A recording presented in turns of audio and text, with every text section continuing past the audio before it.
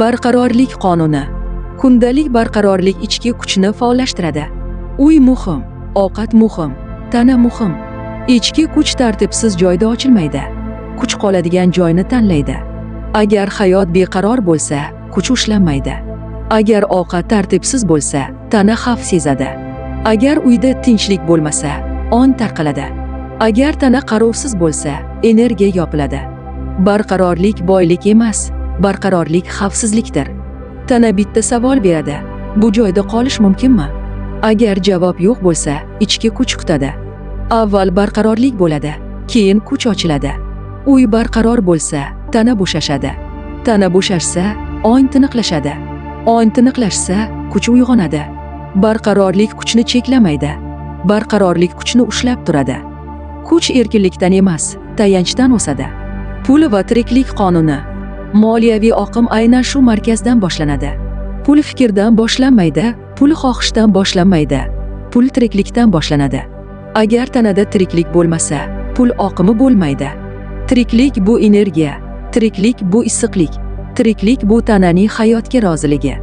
Agar tana yashash rejimida bo'lsa, pul kelmaydi. Agar tana tirik bo'lsa, pul oqimi harakatga keladi.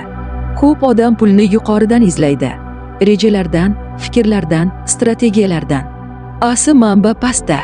Tana kuchli bo'lsa, pul ushlanadi. Tana charchagan bo'lsa, pul chiqib ketadi. Tana sovuq bo'lsa, pul yo'l topolmaydi. Moliyaviy muammolar ko'pincha pul muammosi emas, bu tiriklik pasayishidir. Agar odam o'z tanasida yashamasa, pul ham unda yashamaydi.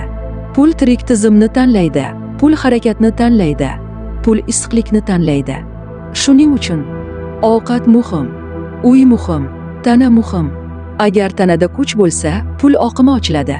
Agar tanada qo'rquv bo'lsa, pul markazi yopiladi. Pul xavfsizlikni xohlaydi, pul tirik joyni xohlaydi. Tana shunday signal yuborganda, men tirikman, men bu yerda yashayman, men qolaman. Mana shu paytda moliyaviy oqim harakatga tushadi. Pul bu jazo emas, pul bu mukofot emas. Pul bu tiriklikning davomi.